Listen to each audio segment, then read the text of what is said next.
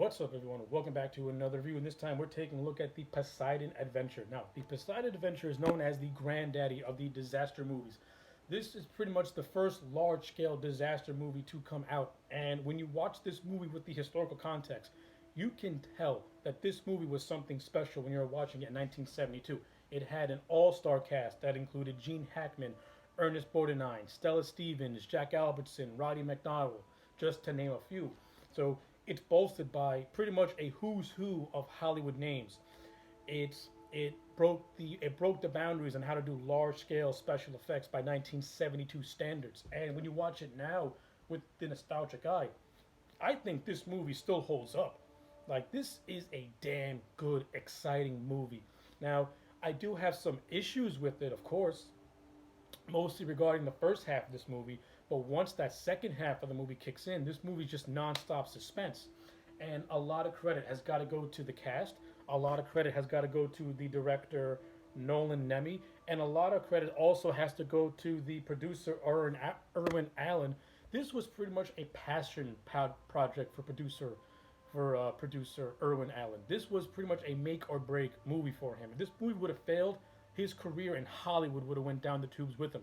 Luckily, this movie was a major league success and has spawned numerous imitators and numerous movies that have homaged it and paid tribute to it.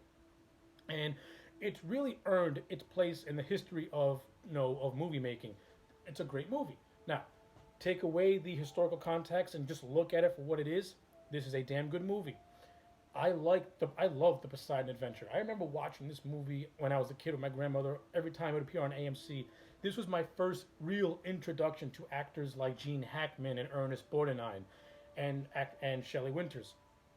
And this really showed just how talented these actors really are. And it just goes to show you that they don't make movies like this anymore. Everything relies so much on CGI special effects. Now listen, CGI special effects are cool to look at, but when all your movie has is just CG special effects, it starts to look more like a cartoon, and it starts to look kind of hokey. This goes back to the old days where everything was real, camera, practical effects, and that's really the highlight of this movie. Now, no, the characters in this movie, they're nothing all that spectacular, but they're played by talented actors that make you care about them.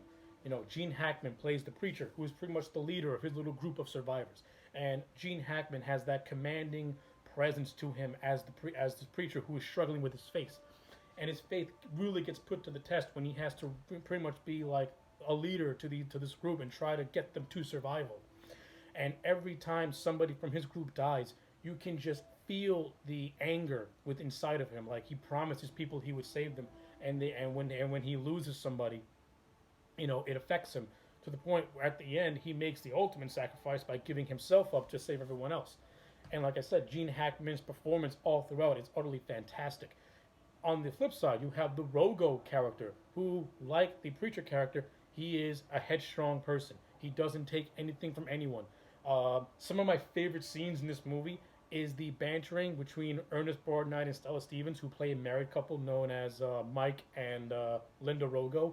They're hilarious together. They're hilarious together. Their bantering is really, really funny, and I think Stella Stevens really does a good job of playing that snarky woman.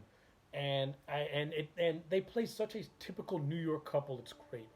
Uh, but my favorite of this entire movie is the pretty much the rivalry that develops between Preacher and Rogo. These are two headstrong personalities. They're two men who they have leadership skills within them.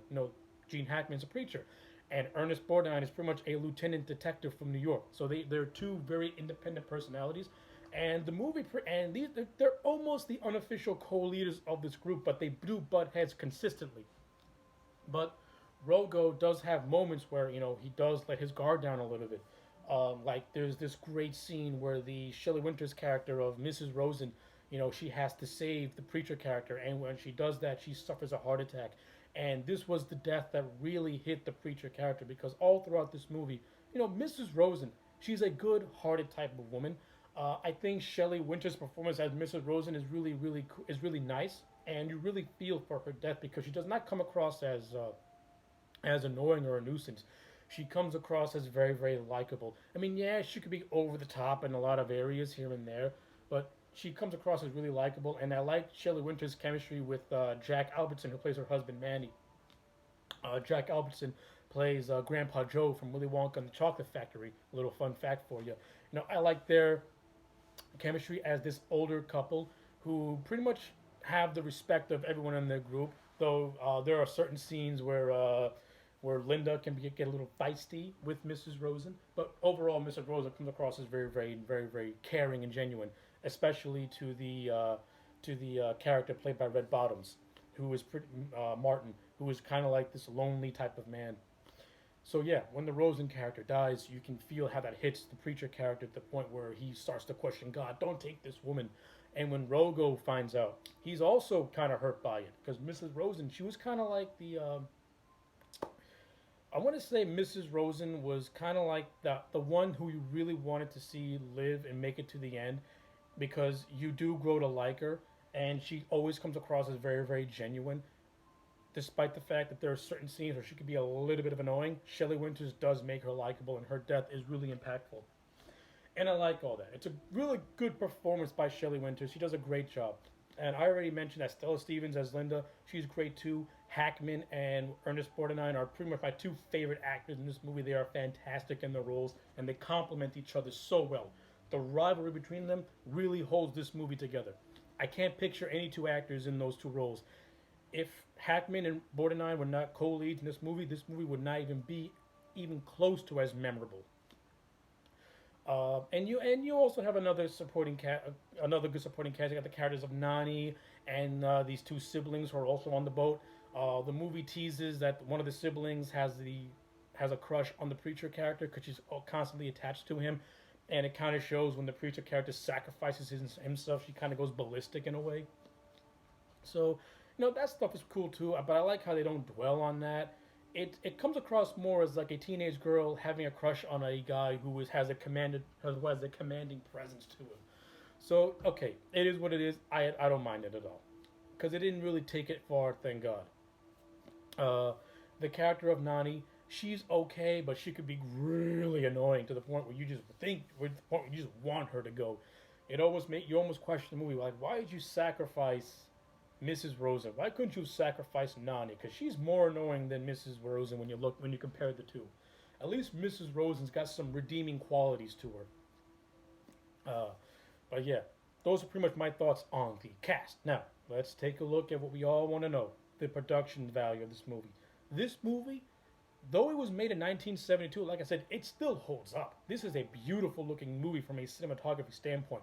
I like the look of the Poseidon itself. Like when it's in motion and before the collision with the rogue wave, it looks beautiful. It looks like a grand spectacle. It's almost like you're watching a 1972 version of the Titanic, this luxurious cruise ship in a way.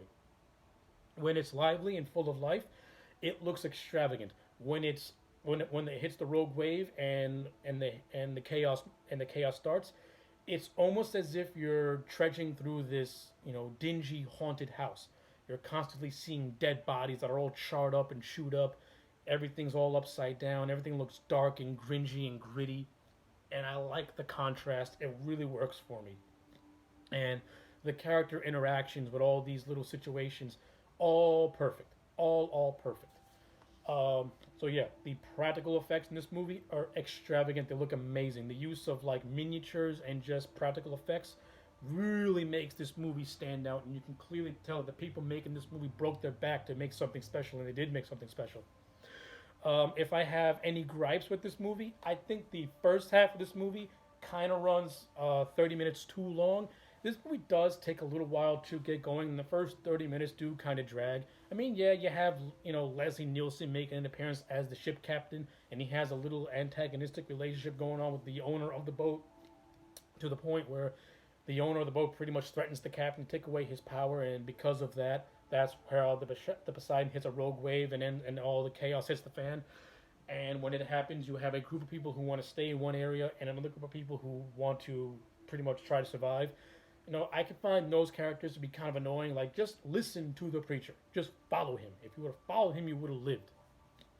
To me, that's just people not in the right frame of mind, using basic common sense to survive, in a way to me. Another gripe that I have is that Roddy McDowell's in this movie, who plays a character called Akers, and Akers pretty much knows a good amount about the ship and how to go and what to do.